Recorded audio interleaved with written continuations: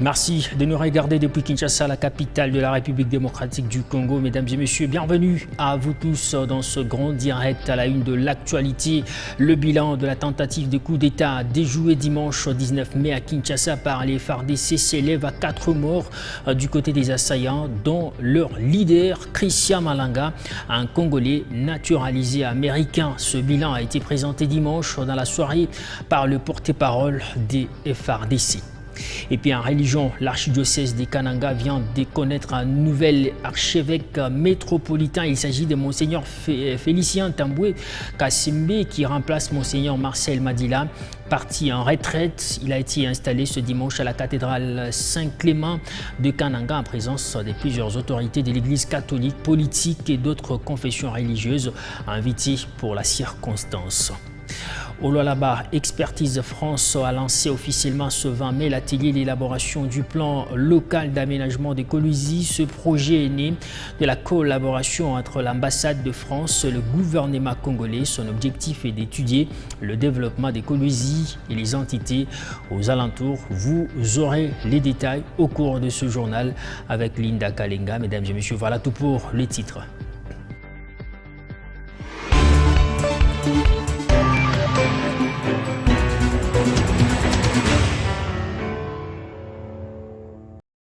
Encore une fois, bienvenue à vous tous dans ce grand direct. Le bilan de la tentative du coup d'État déjoué dimanche 19 mai à Kinshasa par les FARDC s'élève à 4 morts du côté des assaillants, dont le leader Christian Malanga, un Congolais naturalisé américain. Ce bilan a été présenté dimanche dans la soirée par le porte-parole des FARDC, le général Sylvain Ekenge. Cet officier a expliqué que les assaillants avaient du matériel sophistiqué, dont des drones. Le général Sylvain Ekenge a par ailleurs assuré que la situation est sous contrôle et appelle la population à vaquer librement à ses occupations. Retour sur la situation confuse dans ce reportage de la cellule de communication de la présidence de la République.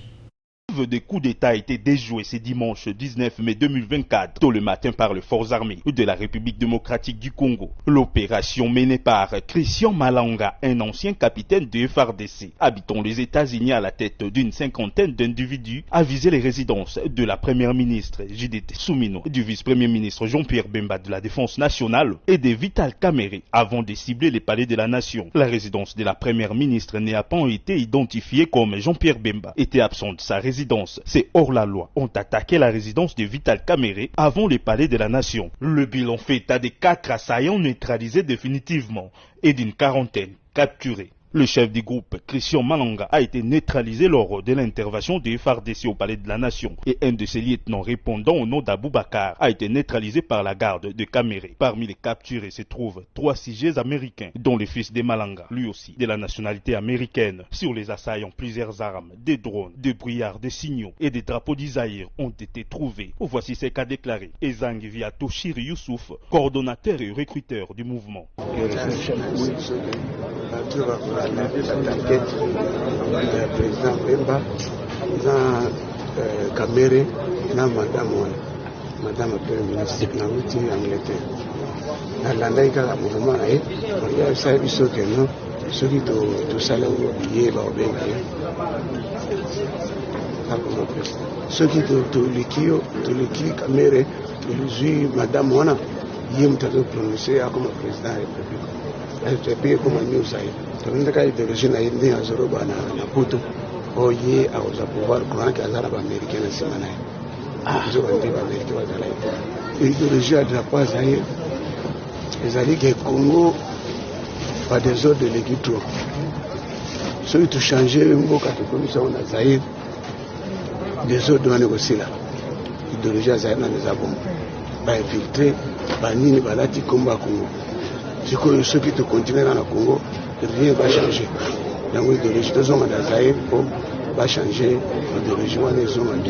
La population doit vaquer librement à ses occupations. L'armée a la parfaite. Sur ce même sujet, à l'Union pour la nation congolaise, le ton est haussé contre les attaques ciblées de la résidence et son président national, Vital Kamerhe. L'hypothèse d'un complot visant la vie de leur leader n'est pas écartée par les partisans de Vital Kamerhe. En colère, la direction politique de ce parti, réagissant contre les actes des crimes de ce dimanche 19 mai à Kinshasa, a décidé de convoquer une réunion de crise sur cette situation de l'attaque de la résidence de leur leader, Vital Kamerhe. Ce dimanche 19 mai 2024, vers 4 heures du matin,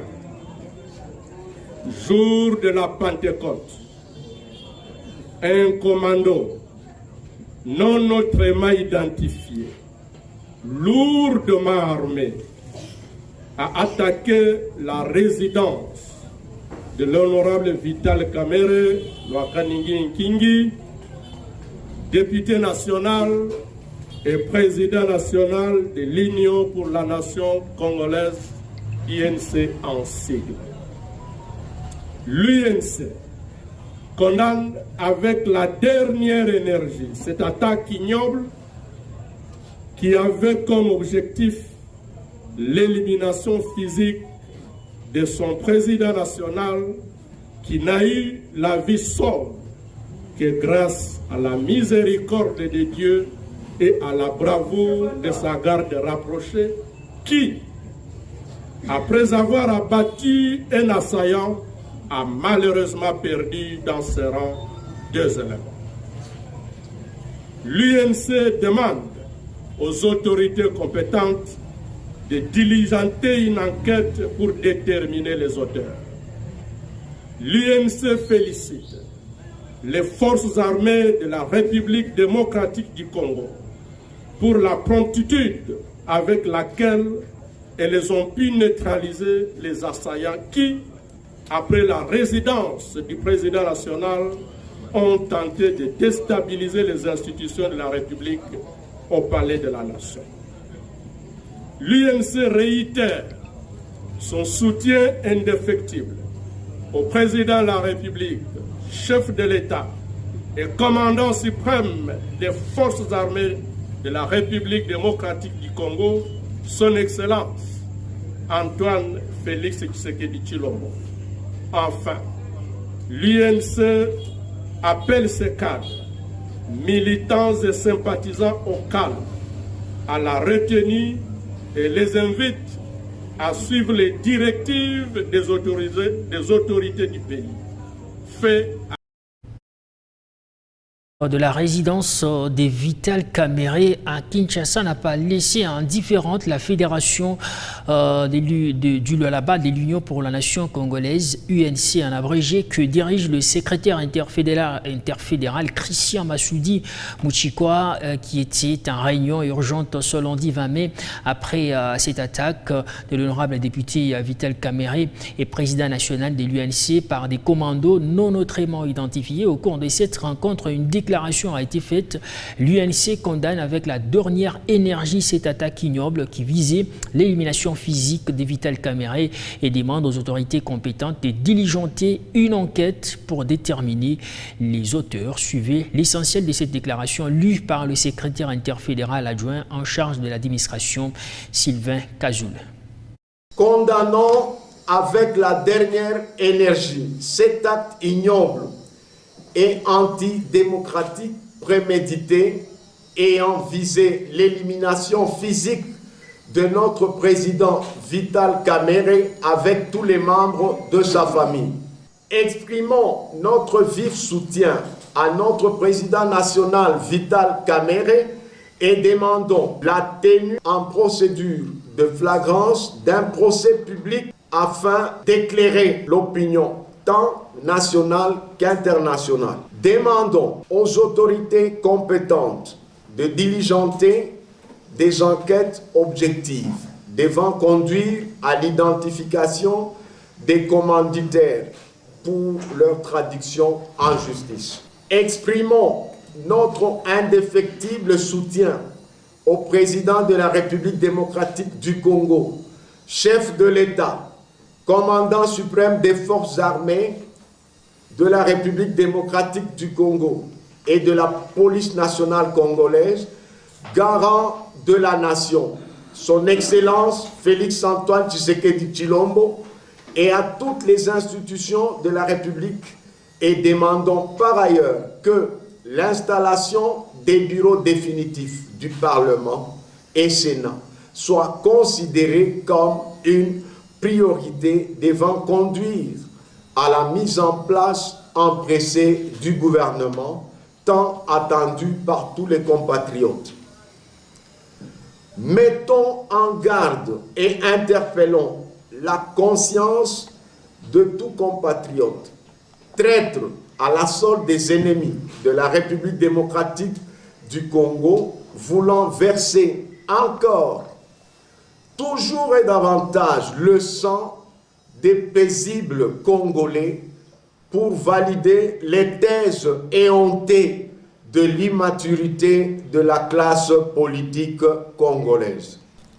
Félicitons les forces armées de la République démocratique du Congo et la police nationale congolaise, ainsi que les services de sécurité pour la promptitude avec laquelle ils sont intervenus pour neutraliser les assaillants qui ont tenté de déstabiliser les institutions de la République au palais de la Nation.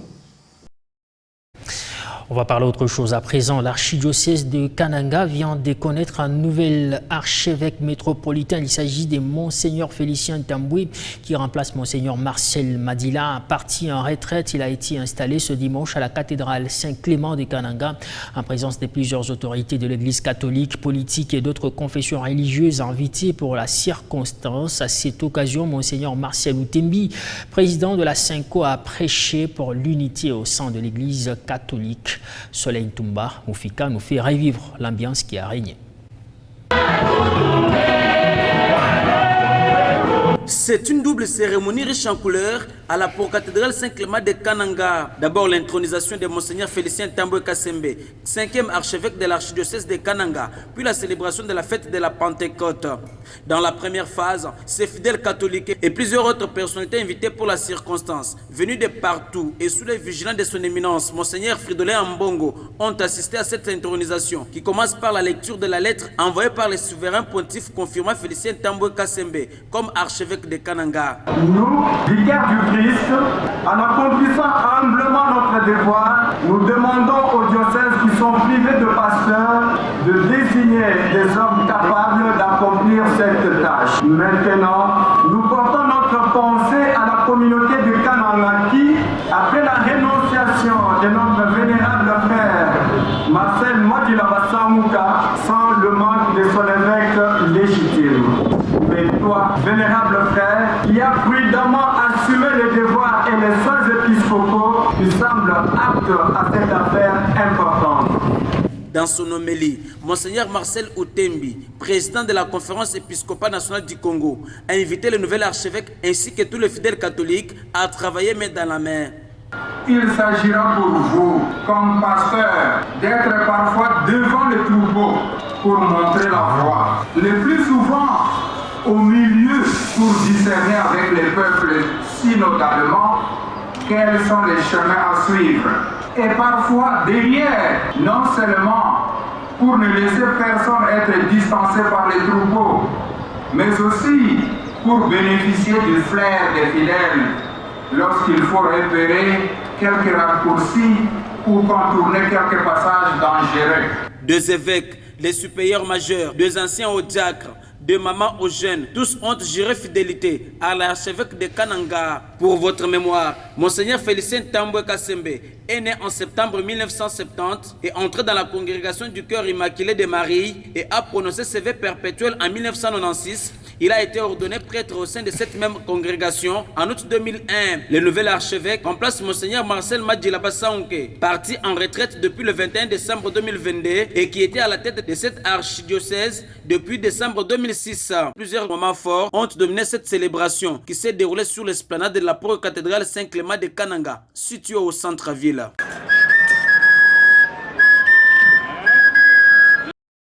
On va parler de l'actualité au niveau du Lualaba. Le nouveau directeur provincial du cadastre minier a été reçu en audience lundi par l'autorité urbaine Jacques Massengo Kindele. Reki Katombe était venu présenter les civilités au numéro 1 de la ville et recevoir les orientations venant du patron des Colusi. À l'issue de cette rencontre, les ondes positives se sont dégagées et l'invité de Jacques Massengo Kindele est sorti sous l'effet de la satisfaction au regard des orientations reçues. Aussitôt affecté à Kolwezi, Reki Katombe Ngoyi, nouveau directeur provincial du service des cadastres miniers, a été reçu en audience spéciale par le maire de Kolwezi, Maître Jacques Massengo Kindele, ce lundi 20 mai 2024, dans son cabinet de travail. Le patron des cadastres miniers en province était venu présenter les civilités à l'autorité numéro 1 de la ville et lui faire part du fonctionnement de son service dans la ville de Kolwezi. Ayant pour mission de la gestion des domaines miniers, Reki Katombe en a saisi l'occasion de discuter avec l'autorité urbaine la problématique de l'exploitation artisanale en vue de trouver les voies et moyens. Il a reçu les orientations de l'autorité numéro 1 de la ville, dont les soucis consistent à lui garantir l'accompagnement et la sécurité dans l'exercice de ses tâches. Vous savez que c'est tout à fait normal parce que vous arrivez dans la ville, vous devez présenter les civilités à l'autorité de la ville. Étant muté dans la province du Lualaba incessamment, c'est comme ça que je devais rendre les civilités au maire de la ville afin qu'il puisse savoir que le cadastre minier est installé dans sa ville et lui informer aussi de l'ouverture incessante du cadastre minier dont les activités vont être effectuées incessamment dans la province du Lualaba.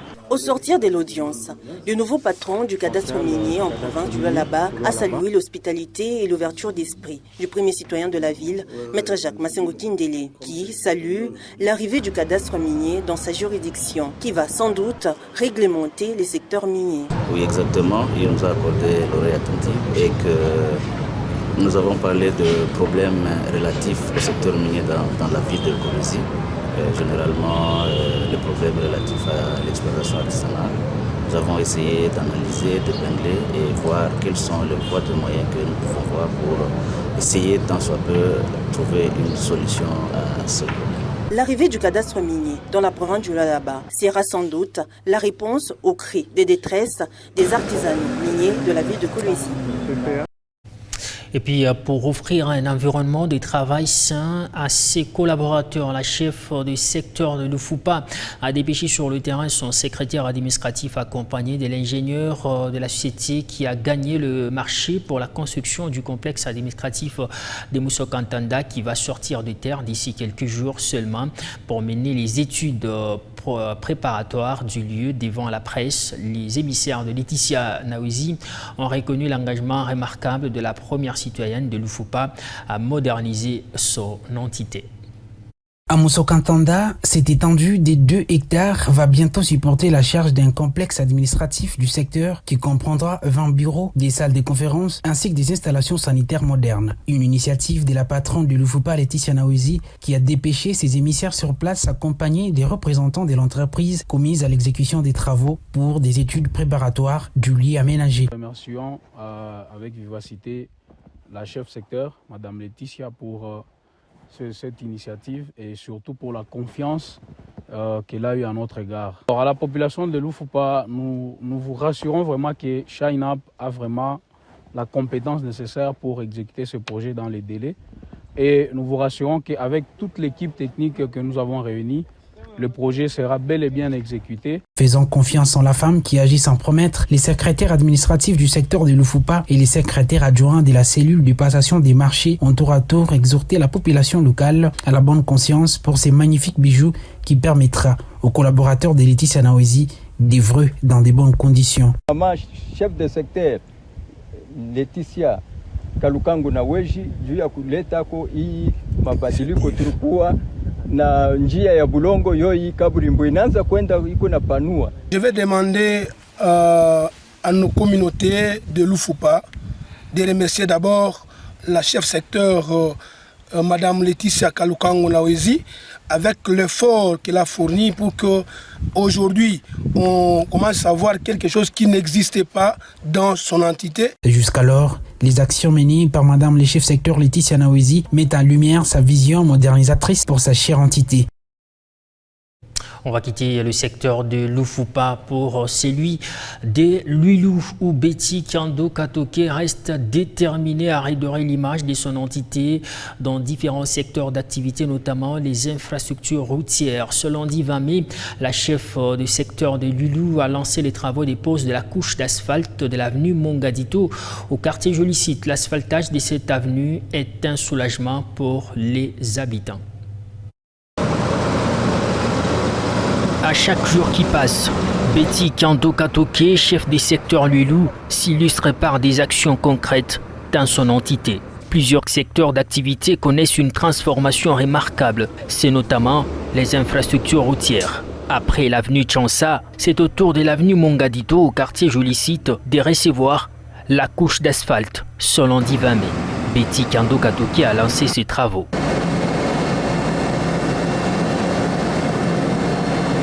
Le chef des chantiers donne la nature des travaux. Pour les travaux, donc, la longueur de la route est de 800 mètres sur l'avenue Mongadito. Il y a aussi une autre avenue, le père colonel Gervais. L'avenue a au moins 600 mètres. Si on totalise les deux, ça va nous donner une distance de 1 km 400. Ce projet exécuté par l'entreprise Mouska et financé par le secteur de Lulu va prendre en compte également l'avenue Gervais Ilunga. Plus de 1 km 400 seront asphaltés. Des travaux de qualité salués par l'OVD. Notre premier mot, c'est d'abord de féliciter, de dire un grand merci à l'autorité du secteur Lulu. Dans la vision de Maman Gouverneur, dans la vision du chef de l'État, elle a pu lancer les travaux. Vous avez vu, on a lancé ces travaux il n'y a pas 2 ou 3 semaines. Et l'entreprise de main de maître a bien exécuté les travaux en commençant par la couche de fondation, couche de base. Maintenant, nous sommes sur la couche de roulement qui est l'asphalte, que nous sommes en train de terminer. Je pense qu'aujourd'hui, on va toucher à 100% de ces travaux. Nous disons un grand merci à l'autorité et dire à la population de bien garder cet ouvrage. L'asphaltage de cette avenue est un soulagement pour les habitants. Ce dernier ont béni Betty Kando Katoke pour sa politique imprimée à la tête du secteur de Lulu, politique qui rencontre la vision qu'a l'exécutif provincial Fifi Masuka Saini. Et puis la coopérative minière pour le développement et le social CMDS évoluant au site des Kamilombe à Kapata a offert ce lundi 20 mai un don des vivres et autres produits de première nécessité aux créateurs artisanaux souffrant de la tuberculose. Les détails avec Michael Mutwila. C'est un don constitué de sacs de farine de maïs, de bidons d'huile, du savon et du riz offert par l'un des membres de la coopérative CMDS aux créateurs artisanaux souffrant de la tuberculose.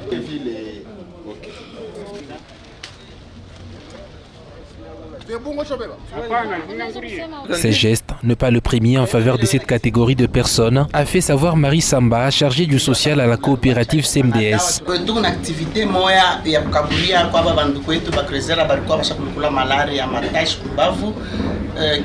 Elle dit, nous sommes en train d'assister nos amis créateurs qui souffrent de tuberculose avec la nourriture, comme nous le faisons chaque fois. Mais aujourd'hui, c'est l'un de nous qui a pensé à eux.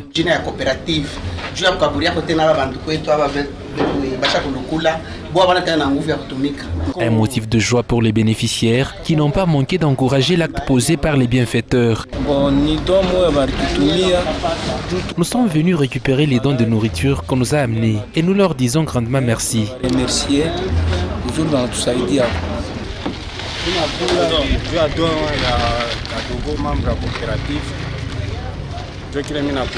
En tout cas, je suis très ému de cet acte posé par l'un des membres de coopérative CMDS. Dieu merci que les autres les soutiennent aussi.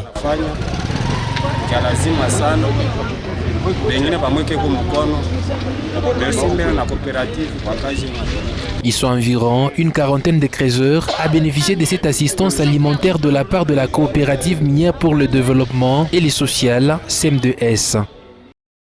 Et puis à l'occasion de la fête de la Révolution, les responsables de la compagnie minière de Moussonoye ont offert des vivres aux employés.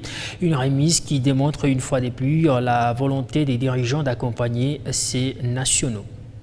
À la compagnie minière de Moussonoye, les fêtes nationales congolaises ne sont pas oubliées. C'est ainsi qu'à l'occasion de la journée de la Révolution et celle dédiée au FARDC, la compagnie minière de Moussonoye a remis des vivres à ses employés congolais en vue de leur permettre de célébrer cette journée en famille. Aujourd'hui, la compagnie a préparé des cadeaux pour tout le monde. Chaque personne recevra sa part pour montrer aux travailleurs que la société considère le travail que chacun, le dévouement que chacun fait pour le travail à Comus. Tant que vous travaillez dur, la société va extendre. Et quand la société va extendre, nous, on peut vous offrir plus. Donc, nous incitons toujours aux travailleurs de travailler dur afin que nous puissions avoir autant de célébrations et que la compagnie puisse nous soutenir dans des activités comme celle-ci. Et ce sont des cadeaux que nous offrons, que la société offre aux travailleurs. Donc, pour cela, il faut aussi que les travailleurs travaillent dur et vice-versa. Nous avons tous un intérêt commun dans la propagation, dans le développement de la société. Cette remise, qui se fait généralement lors des grandes manifestations, a été saluée par les employés. Pour Comus SAS, c'est une façon pour eux d'être présents dans le quotidien des Congolais en célébrant leur fête nationale. Expertise France a lancé officiellement ce 20 mai l'atelier d'élaboration du plan local d'aménagement des Kolwezi. Ce projet est né de la collaboration entre l'ambassade de France et le gouvernement congolais. Les assises s'ouvrent avec le mot de circonstance du responsable d'Expertise France. Cette volonté politique ici rappelée, au-delà de questions des délocalisations et relogement qui font débat à chaque fois dans cette ville de Kolwezi, et c'est dans ce contexte que finalement s'inscrit le projet de renforcement de la gouvernance urbaine dans le Banaba, que nous avons l'honneur de mettre en œuvre en tant qu'Expertise France. S'en est suivi le mot du maire adjoint du Kolwezi qui a lancé l'activité. Les remerciements s'adressent à son Excellence, Madame le gouverneur de la province du Lualaba, Fifi Masuka Saïd, pour la matérialisation de cette vision en province. Ce plan local d'aménagement de notre ville permettra à notre entité de répondre aux normes internationales.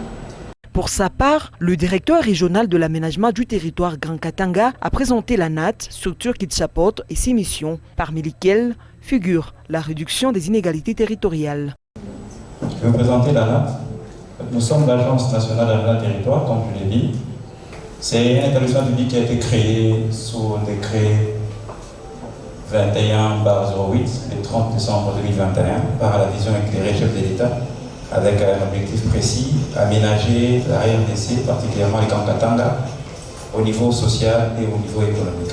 Le professeur Kanini Corneille, à travers sa structure dénommée PLA, après avoir répondu à l'appel à candidature lancé par Expertise France, a décliné le processus ayant conduit à l'élaboration de ce plan d'aménagement de Kolwezi. Travail qui est passé par différentes phases via une méthode participative.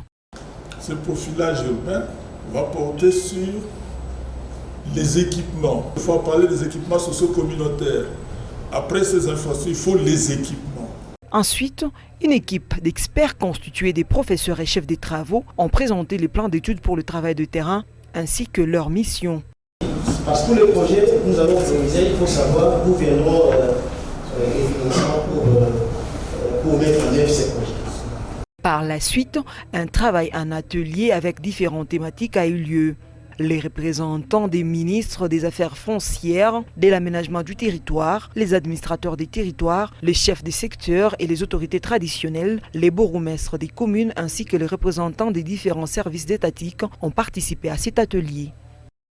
Et pour finir, en bref, célébration le 18 mai de la journée internationale des musées. À cette occasion, le musée national des Coluizy a ouvert ses portes aux élèves des différentes écoles ce lundi. Une façon pour ce centre culturel de promouvoir et vulgariser les œuvres d'art auprès du public. Un élément bien élaboré dans nos prochaines interventions. Mesdames et messieurs, c'est tout pour ce grand direct d'aujourd'hui. Merci beaucoup de votre fidélité légendaire. Je vous donne rendez-vous ce mardi à la même heure.